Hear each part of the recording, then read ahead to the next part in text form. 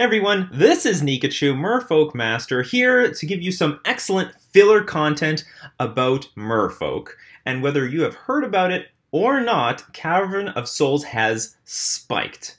Now we're going to talk about the good, the bad. I mean, there's going to be plenty of bad, so let's go into it. Yeah, so Cavern of Souls recently spiked to $90. Star City Games is selling it for like $100. Why has this thing gone crazy?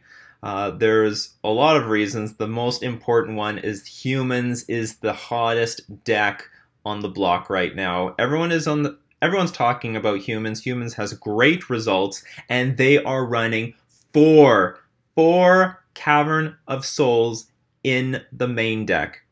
But that's not all. Like, Cavern of Souls is actually played by tons of decks. So as we see on mtgstocks.com, humans definitely the biggest archetype right now, running four of them.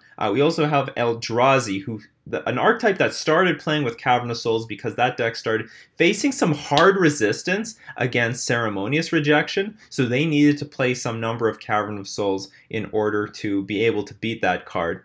Then we've got Death and Taxes and Legacy, a deck that actually is super enabled. The printing of Rishadan Port has now gotten a lot of people excited about Death and Taxes. It's a much more accessible deck. That is a deck that I saw very often on paper, but in budget form very, very often. And I think now that some of the price of, with Rishadan Port coming down, a lot more people are excited about Death and Taxes, and now they need the Cavern of Souls, so that card is going up as well. It's just, I think, like a one-of in Amulet combo. Elves in both Modern and Legacy play with Cavern of Souls. So you're looking at all these archetypes, including Merfolk down here. Let's not forget about Merfolk. There aren't enough Cavern of Souls to go around for everybody. Merfolk only plays maybe 1 or 2 in Modern, 4 in Legacy, but the fact of the matter is, like, a lot of these other archetypes, like humans in Modern, they're playing 4. They need the full play set. So now the whole world is competing for Cavern of Souls. We need those Cavern of Souls.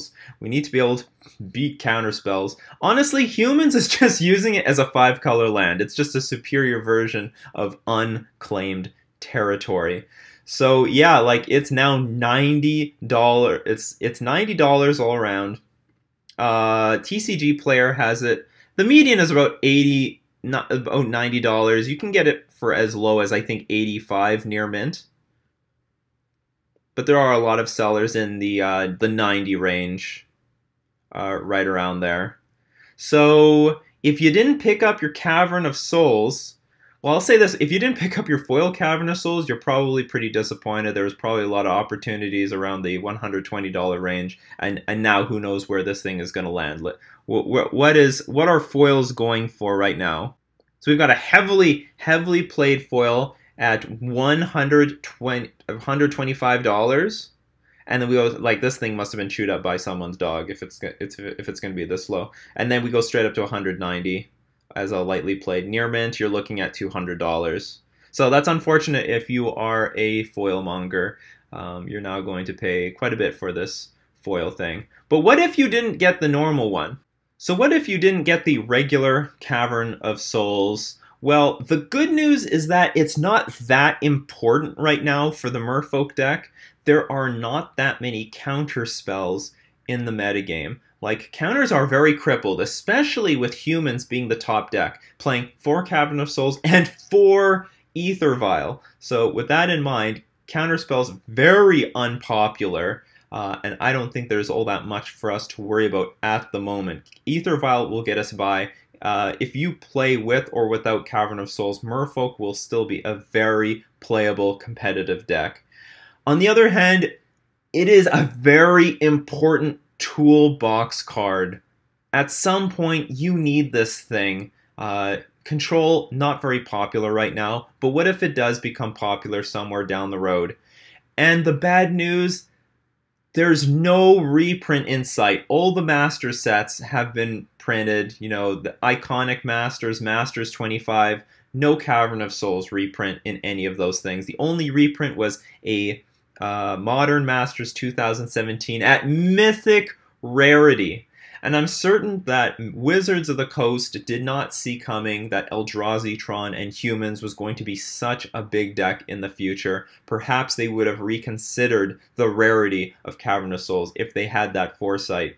So now, yeah, like, today we don't need it, but this is a very important toolbox card. At some point, we definitely are going to need it. It has been a staple in the Merfolk deck for almost forever in some number. Now, I am no financial expert. I am making no claim at, being a fantastic speculator or anything, but I think this card has room to grow. I know it's at like almost $100, but as a 4 of in a ton of decks, so many archetypes, like this looks like it could still go higher.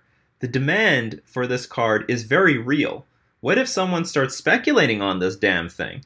So if you're really tight on money, don't worry about Cavern of Souls. It's not mandatory. You'll still have a very competitive deck without it.